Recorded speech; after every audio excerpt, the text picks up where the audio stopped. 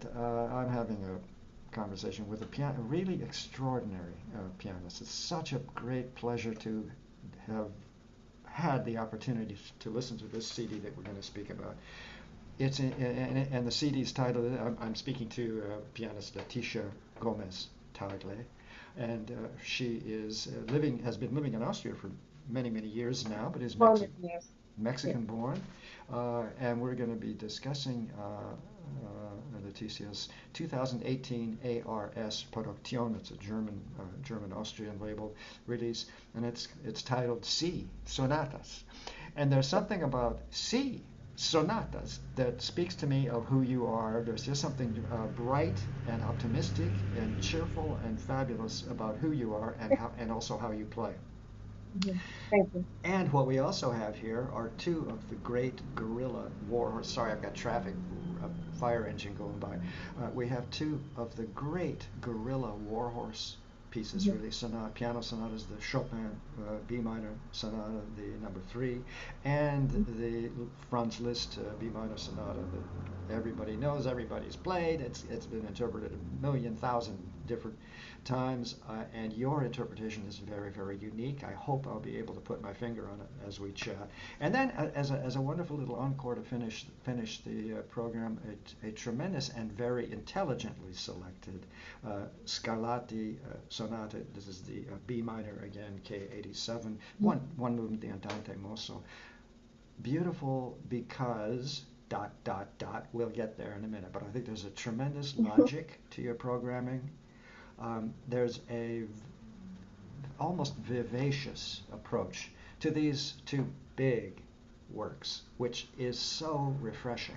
It's not flip. Your interpretation isn't flip or vivacious in that sense. There's just a kind of understanding and clarity of execution that I just think is incredible. So let's learn a little bit more about Leticia. Mhm. And by the way, it's this CD is so charming. By the way, this is I think your sixth CD in the past few years. Is that correct? Number 6 or number 7? No, it's my number 4. Number 4. Sorry, Number I jumped the gun on you. You will soon be at 6, I'm sure. But this one no. is dedicated so charmingly to, con mucho cariño para mis papás, to my Yes, parents, dedicated to my parents. But I loved that because a family that has allowed you to go into the world. I'm just yes, projecting here, but a family that yes. allows you to I go into the world from Mexico yes, to Vienna to study, we're going to talk about that in a little bit, is a yes, family that is going to do anything and everything it can yes. for you. Exactly. Yeah, They did everything. yeah. So I saw that right away and I wanted to repeat it. Let's just talk a little bit. You're a Mexican-born pianist, now living in Europe, as we said, in Austria, in Linz, city of Linz, but not the German city of Linz. Am I correct? No, it's in Austria. It's where Anton Bruckner was organist at the cathedral, and where the Bruckner Orchestra plays also. And it's a city. It's only 1 hour away from Vienna. Aha, It's aha. near. It's very near because I am living in Vienna. Oh, I I am see. only teaching in Linz. I see. Oh, see, now I'm much But I live clearer. in Aha, Vienna. good. Well, so it's a commute, just as in Southern California, a commute to work to Linz. Yes, And you yes, are currently professor of piano at the School of Music in Linz, yes, Austria. yes. And you studied very interesting, and we're going to touch on this with Mexican pianist Manuel de la Flor. Yes. And then, of course, we're accepted scholarships, all that good stuff to leave Mexico and come to Vienna to study at the Academy of Music and Dramatic Arts in Vienna. Exactly. It was a little shock because it was as casual because I was preparing some program and it was a competition, a national competition in Mexico, and my professor Manuel de la Flor told me, "Why don't you apply to this competition? It doesn't matter if you don't win, you perform your works, and that's it." So I applied for this competition and I won. So it was a shock for me. I have to go to Austria because the scholarship is for the University of Austria. It was given from the government of Austria. And my idea before was to go to New York to study at the Juilliard School. But suddenly it was Austria. So my parents says, okay, you go, and you have to do something with this scholarship. And So it's amazing how plans change. You know, you had a in your mind a direction, an intention, New York City, and and suddenly, to your amazement, you won a competition, and the government said, "Come, we need yes, you in Vienna now." That's fabulous, fabulous story. And you received your master's degree yes, at and I the have two academy. master's degrees because you can study for concert pianist or for pedagogic, so Mhm. teaching in conservatory or for teaching in a normal school. And I passed exam for concert pianist. There are some professors just for concert pianist degree. And after 2 years of studying, I thought it would be very good. I could have also the paper for teaching. So I did both, and I finished both degrees. So yes, Yeah, and once again, you are giving me insight after insight about how you play these pieces. You are very well organized, very practical, yes, very, very intelligent, very intelligent. I mean, all artists are intelligent, of course, to even reach this stage. But there's some kind of there's some sort of sensibility that really I mhm, heard immediately in your playing, and you have mhm, confirmed even thus far in the conversation. You know, I'd like to know. We've spoken about a little bit about this choice of music for the disc because it's, of course, all three pieces are in B minor, very intentionally, very interesting. You know, that mhm, key is such a fascinating key. But also the Liszt and Chopin are the two giants of the Romantic yes, repertoire. yes, You know, these two yes, pieces are major pieces. And then at first I thought, well, what's with the Scarlatti? How come? Then I listened to it. You play the mhm, Scarlatti on piano, and mhm, as we spoke a little earlier, I swear it's a romantic piece. You yes. know, something like that. Like he might maybe could um, he have possibly looked into the future a little bit with that. mm, Some, I mean, you can play also Baroque music with much freedom sure. as we used to think. As here in Austria, you hear very much old music, new perform. Hmm. There is a program, old music, Baroque music, or Middle Age, new perform. And you see how also they play with so much freedom for phrasing. And yes, of course, before recording, I analyze and think much about the things I want to do. And yes, that was my way of reading the score. And And by the way, not I'm trying to wipe the smile off my face, but every time you make a statement, it just confirms what I've heard, which is, and we'll speak about when we talk about some of these pieces. I hear such intelligent analysis of inner lines, of voicing. So important, so mm, crucial, so important. Voice leading, the inner lines, the counterpoint, all that good stuff. And it's not bravura on your part. It's just extremely intelligent analysis. Okay, mhm, and then you mhm. translate that to your 10 fingers, and off you guys. Just marvelous. What about your early experiences as a child in Mexico? Did you live in a large city, in a smaller city? What was that like, and No, how I did piano lived come in? In Mexico City, and Uh-huh. my father plays the piano. Ah, I mean, he's engineer, but he studied in the conservatory 6 years or something like that. yeah, And I always listen to his playing. yeah. But my father, he's a music lover, so we listen to many kind of music. So also modern music, salsa or Frank Sinatra or Mm. something. Every kind of music, every kind of music. But I grew up with classical music. Um, for example, many recordings from Rubinstein and Chopin. Chopin, Liszt, Rachmaninoff, and actually Mozart and Beethoven, they came later in my life, in my music life. Yeah. Uh, first, first things I listened were Rubinstein with Chopin concertos, Tchaikovsky concertos or romantic music. That was my time. In your So youth. Yeah, in my in your yes, listening when years. I was I began piano with 7 years. So with 9 years I was playing the Chopin waltzes. It was my thing. And after when I changed to Manuel de la Flor, we began to prepare programs and more repertoire, of course. But when I came here, I realized you learn to play Mozart and Beethoven in Austria. Because of course I was playing in Mexico Mozart sonatas and Beethoven sonatas, but it's not the same. So where you can really learn to play Beethoven, Schubert, Mozart is here. Because here you have the environment, you have the same streets, you have the The style of uh, performance, a tradition and style the of performance and so on. centuries of tradition of history. And see that everywhere in the buildings, in the tradition of teaching also, of making music. Yes, it's very, very inspiring. Yeah, and but also as per our conversation, there is something very Mexican about you. And what I mean And about that is there is you, and you really, I think, just told me that a lot of this experience, Chopin, for example, you yes, experienced in Mexico as a child yes, under the training of a Mexican, wonderful Mexican pianist.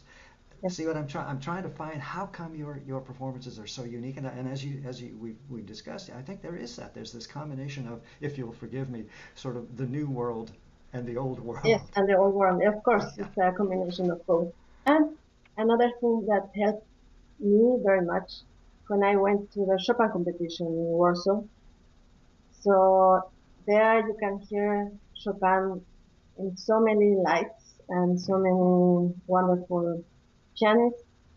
So I learned a lot when I went to the Chopin competition. It was a great experience for me.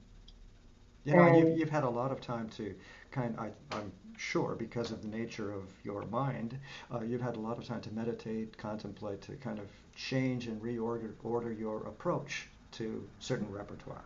For example, what may have happened to your understanding of Chopin, and we've just discussed the real German composers. Looking back, I wonder if I dare ask you this question, but looking back, and we're talking about the two big war horses on the program, the Liszt B minor sonata and the Chopin B minor sonata. Can you tell me anything about how you perceive your growth or change, or what is it about your playing of those two sonatas that you can pinpoint as a change over these 20, 30 years, let's say, maybe? Did that make sense? I mean, these pieces, these works, I have been playing them many years in concerts. And um, it helped me also for Chopin to play Bach because in Chopin there is so much polyphonic Yeah. and so different voices. And I think Chopin appreciates also Bach very much. And of course, I worked um, not so after the years it's more mature, or I don't know how to say. Did you It say macho? develops. Yes, it develops to to Let me be make sure I better. let me make sure I understood you. Did I hear you use the word macho? As in, it's more No, macho?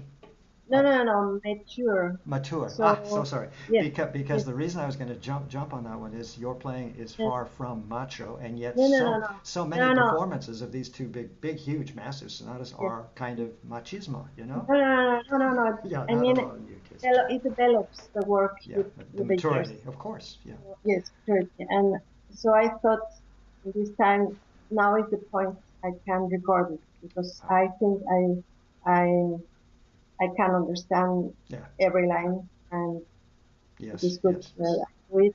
And I have that. So We all have that experience. But I think the glory for us in music, in art music, yes, yes, is that I haven't flapped my hands as a conductor in years, really. But as a conductor, I'm much better than I was 20 years ago. You know what I mean? Just the maturity, things mature, they fester in your brain, they start to sort themselves out. That's the genius of this kind of music. It's so rewarding. Um, so you have matured in your approach to these works, of course. And But yeah, were you going to say and I something? think the Liszt Sonata it is the same. So I played the Liszt Sonata many years. I learned both sonatas when I was at the university. I was young, but now, of course, it's you can express your life in these sonatas. Yeah, So absolutely. Yes, and even the opposite. Our life now is express. You know what I mean? As we mature, our life helps us yes. express the Mhm. music. Even our life experience helps us. I'm going to ask you a little question that I hope won't be too horrifying, but I have a very distinct purpose for it, and I just want to. I'm going to, and then we're going to talk about the works a little bit because I've made some wonderful remarks that I want to pass on to you. But I want to ask you about the about do you in the recording studio? By the way, the instrument sounds fabulous. That Steinway D, it's a D, yeah, Yes, and yes, it has a very wonderful, sparkling high register that's so yes, clean and yes, fabulous. And also the engineering on this recording yes. is superb. Is superb. So I want to ask you these. Let's cover all three topics. I'm fascinated about your use of pedal Mm-hmm. a lot or not. I'm fascinated about the possible. I mean, everybody in a recording. Let's not kid. Everybody makes several takes, you know, and so on. But I swear there are long moments that I am certain are not put together. You know what I mean? I'm certain that you may Yes, have yes, played yes, you I played understand. long stretches. Am I close? Yes, Tell me about yes, all of you are right. You are right. that. Because of course, for a recording, you have, as I practice very much, maybe maybe more than for a concert, because Of course. of course we have 3 days for sessions, recordings, Yeah. but they are too big the works I was playing, Yeah. so I cannot repeat all the time. Yeah. Um, so we plan. I plan first day Chopin, second day Liszt, and the morning of the third day Scarlatti. And it was so we made it, we did it. And after, but um, of course you have to repeat some things. But I like to repeat um, big so pages, not only this part, but um, I cannot Listen, let explain. me help. Whole Yes, a long, narratives. You. long, long phrases, Yeah. long passages. So because you have to give your the idea of a concert also. So I have to be in context and not only in I am playing music. I am telling a story. I cannot. I am not telling only a letter. Yes, letter by letter. It's impossible. So you have to tell the whole story, and at the end of this recording, I thought I would like to repeat some things. Maybe now I have time, Mhm. and we repeated, for example, the second movement of Chopin Sonata, Mhm. the scherzo, Yeah. and You had a look at that and it had worked a little bit. worked without repetition. I did it, and it just fit. So we took it. This So is a good opportunity for me to read a couple of my notes. You know, I listen and take copious notes, and then, yeah, as you know, I'm going to write a review of the CD later. But we're talking about the scherzo movement, the molto vivace movement in the Chopin sonata, the B minor sonata. My first word, bam! Exclamation point. Off she goes. I mean, you just fly so beautifully, not tripping over yourself or falling downstairs. You just fly. This is what I love about the way you play. Everything is so lithe. lithe and light and lovely, and gentle and meditate. Everything that I don't hear in performances by, let's say, Russian pianists. Mhm. I hope I'm not in trouble yet. But Yeah.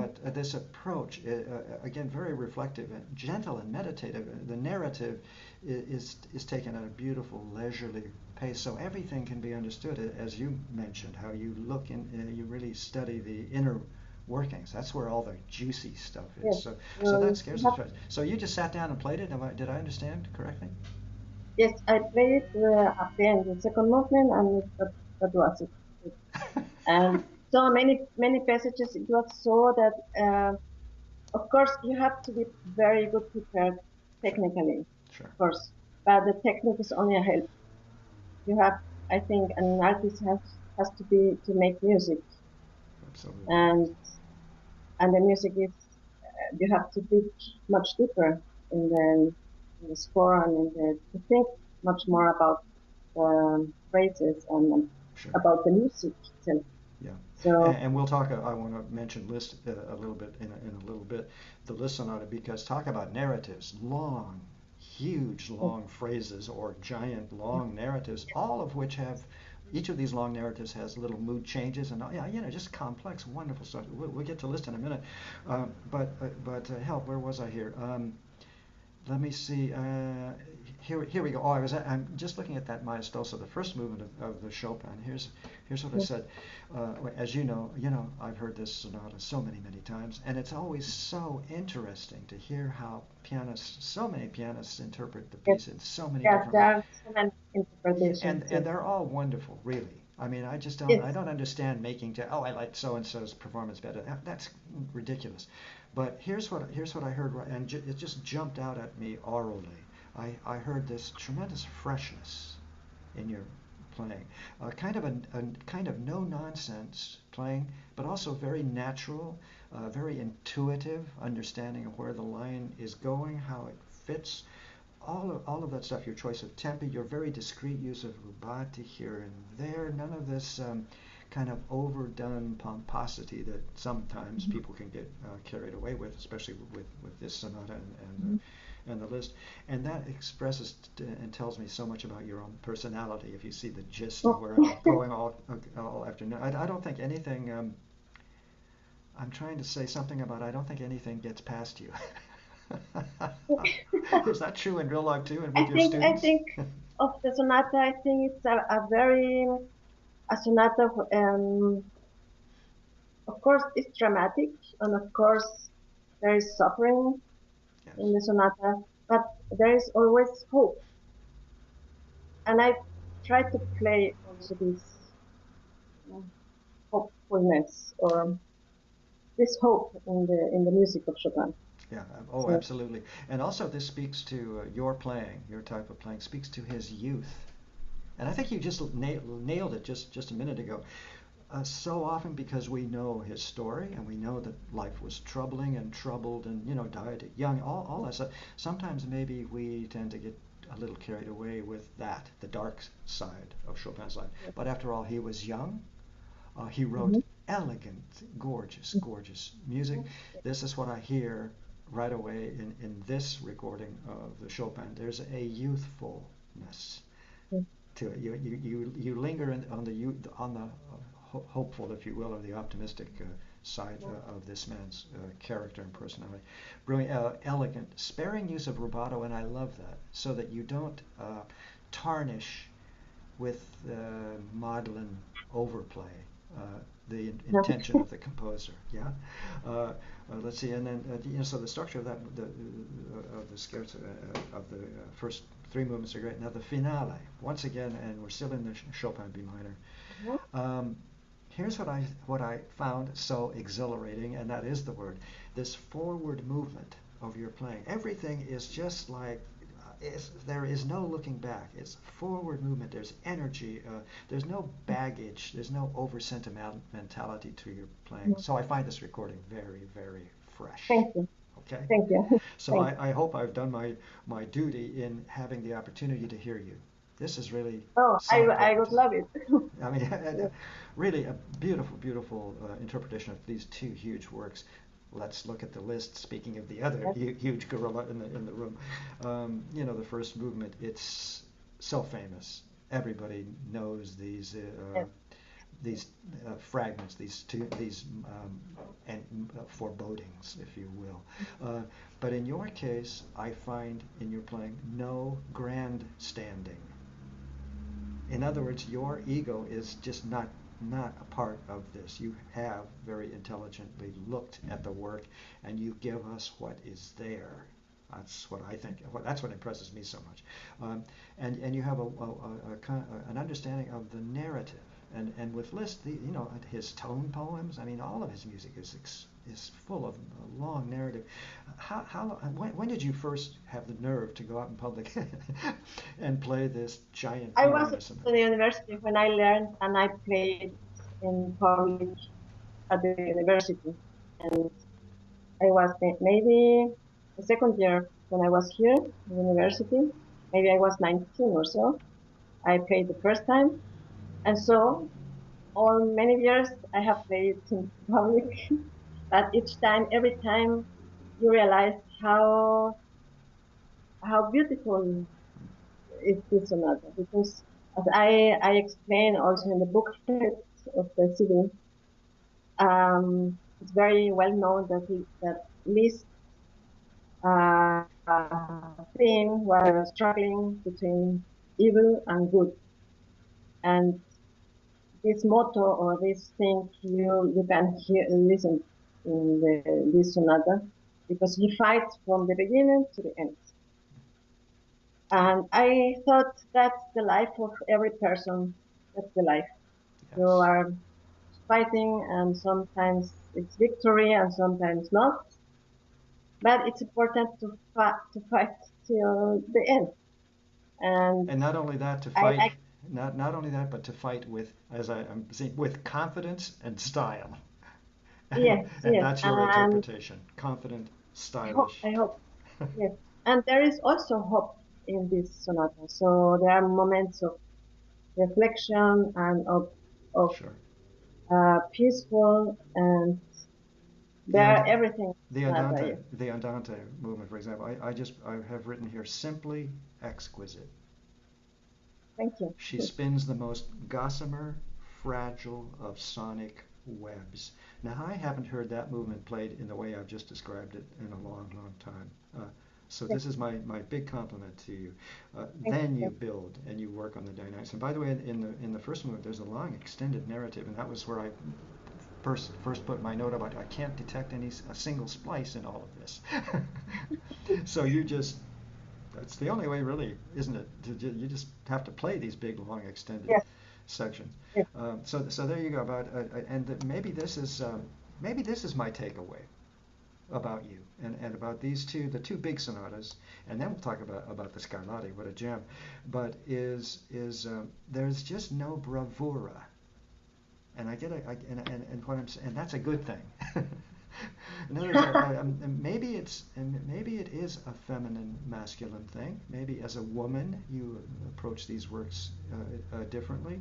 I don't really want to go there. I think it's more about just understanding that the frou-frou and riff-raff and bombast and all this baggage that's been heaped on these two major sonatas for all these years with all these different interpretations needs to just be brushed aside and just have a real intelligent, quiet think about this music. yes. Is that the way you I approach it? wanted also, yes, I wanted also this sonata to complete the the, the CD, and I like it very much because it's a peaceful sonata. And after this struggling and joyfulness or desperating, I wanted something meditating and peacefulness, and of course it's also a little bit sad, Always. but but um, but it's beautiful. It's like to say,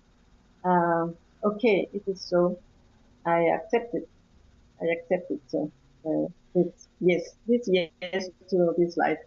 And another So, impression I think is somewhat about what we're discussing. I'm just looking at the Allegro Energico now that we're kind of looking at this list sonata thoroughly. You know, of course, the fugue or fugato or whatever it is it a double ah, fugue? I can't remember. Frankly, I it's can't. the fugato. It, it just Fugato. just yeah, just a fugato. Yeah. Um, you know, and everybody knows it. You recognize it if you've heard this sonata. But what I found was just the sort of off you go. I mean, there's no no frill, no angst. No, it's just here, just straightforward. Here it is. Here are the notes I'm going to play, and then you add this clarity of execution, this tremendous voice leading, and I have a note here that says notes, notes, more notes, flying by with perfect clarity and articulation. So, Yes, it's what a difference perfect clarity and articulation makes. Yeah, yes, it's difficult. I have to say, I'm it's sure. I have worked very much to play it so, Yeah. but I am happy I could do it, and I think people is very happy also with this city, and have had good acceptance in the critics also the city.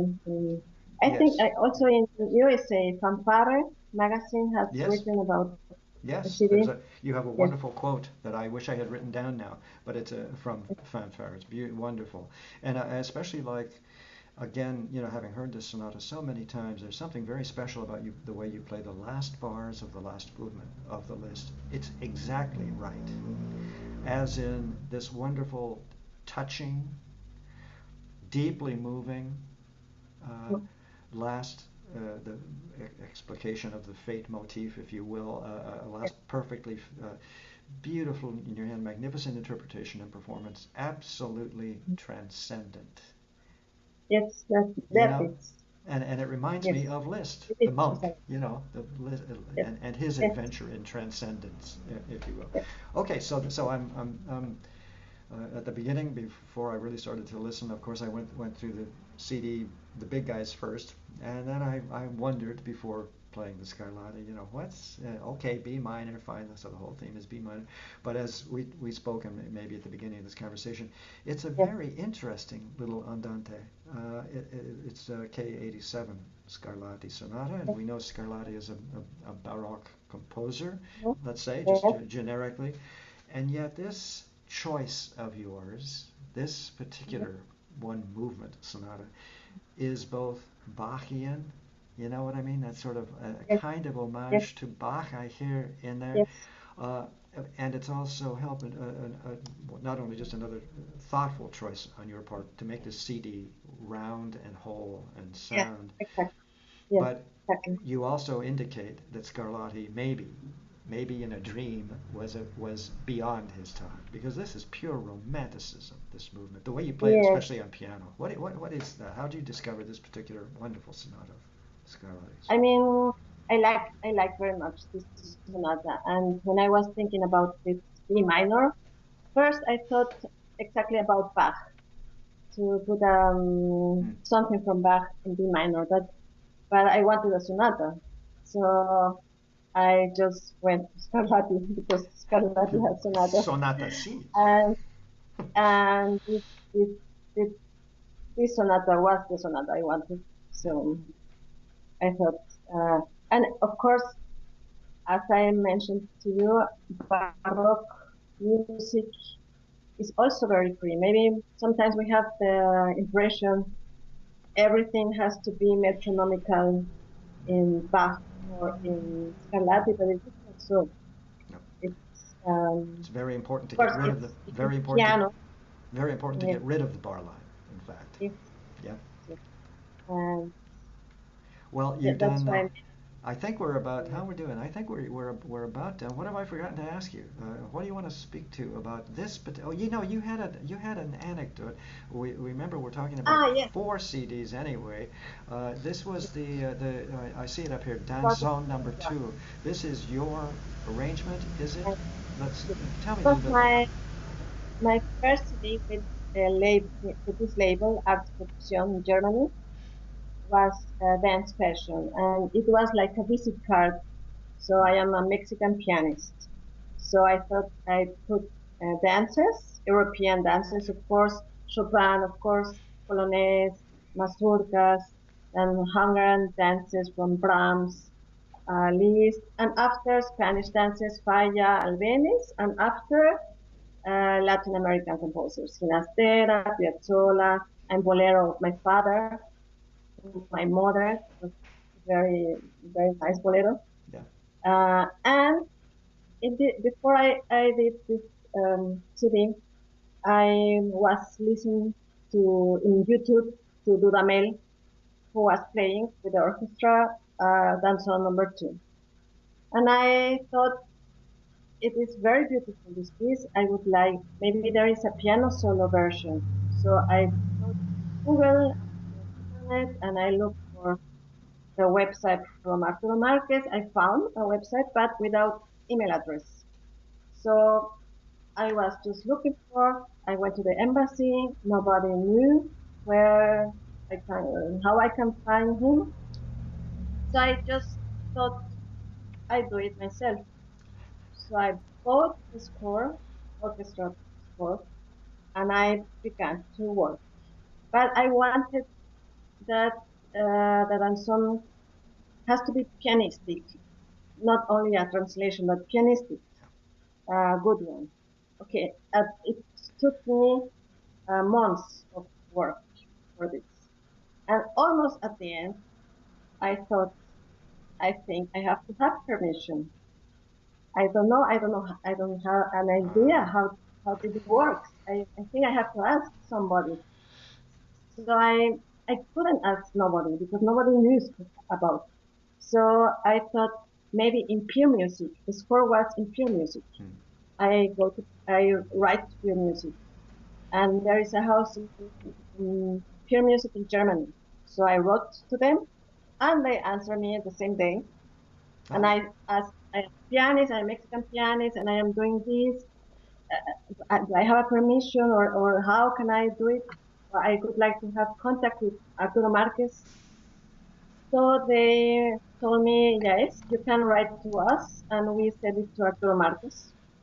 So after a weekend, I had an answer of Arturo Marquez, and he told me, yes, I am very happy you do it this because I don't have time. And when you come to Mexico, because I was going, that was in December, and I was going in February, you bring this one, and I have to look for it. So I did this. I went to his home Talk about pressure. in a village near Mexico City. Yes, and it was a honor for me to be with this great Sure. composer, Arturo Marquez. And I brought the score, my score, my transcription in pencil because he was laughing because no, nowadays every composer has a computer and a program, and I didn't. So I just with pencil I wrote everything, and we worked for an hour, and then he told me, yes, I like it very much, and you have the permission to play it. So I performed this one, and after 2 years, I had the permission to record it. And after I have the permission to publish in Pure Music also. So Oh, now it is in nice. Pure Music, the transcription for piano solo. And it Nice. was a surprise for me. For 2 months ago, I see in the web my name, Leticia Gómez-Tagle, and Yuya Wang. And I said, strange. What about it? And she was playing my transcription in Carnegie Hall, in a Nice. continuous with Martin Grubinga, percussionist, and they make an arrangement about my arrangement. So it was very funny to see, and so pianists are playing this one. That's wonderful. The only thought I have is looking back, would you ever do it again? In other words, the months involved. This is where composition and I don't meet head to head because the idea of spending 3 months to write 3 measures or 3 minutes of music just no. I'm a conductor. I want it right now. No, I am The not a composer either, but yeah. I have the idea, and And the so training. You, you had the training as well from the conservatory. Yeah. for For transcription? Yeah, I mean, and you know, your musical Yes. training, of course, is there. Yeah, Yes. otherwise you wouldn't be receiving the raves that you received for this, your first transcription. Yeah. Yes. Well, again, we'd better bring it. By the way, what's next? Is there anything in the works? A CD coming up? Maybe next year, but I'm not sure, not yet when. But I would like to Funding. record again Chopin, Ah, all Chopin? only Chopin this time. Yes. You have an affinity, there's no doubt. So, Yes. brava. I think that's a wonderful destination to put out a CD of all Chopin music. Um, Traffic is going by noisily. Pianist Leticia Gómez-Tagle, I'm so thrilled to have had the opportunity to meet you. You're in Vienna, I presume. Now, the CD is 2018 ARS Ars Produktion. It's a German-Austrian label release. C. Sonatas. It just seems to be. It's just you. C. Yes. Sonatas, of course. And we Chopin B minor. The whole CD is in B minor, technically. Yes. The Chopin famous B minor sonata, the number 3 Liszt B minor sonata, the huge one, 178, and this really delicious Scarlatti B minor sonata for piano, clavier piano. All this information we're going to put up on performingartsreview.net. Here's my little pitch. We get people's access so they can buy the CD. We'll lead them to your wonderful, by the way, website, fabulous website, Thank you. all that good stuff. And then later, as I get caught up, everybody knows this by now. I'm way behind on written reviews, but I'll get caught up on a review of the CD. Luckily, I have my notes. I take copious notes. So, and it's always, by the way, good to kind of have a refresher. Little couple, 3-4 weeks down the pike, I'll re-attend your CD, and that's when I'll write the review, and you'll get another e-blast. So it's all good. It's all good. Leticia, thank you very, very much for giving me some time. It must be late at night in Vienna now, 10 after 10 maybe. So Yes. Yes. we'll see I you. thank you, and We'll see it you was a soon. pleasure. Ah, gracias. I hope. Thank See. you very much. Bye bye. Yes.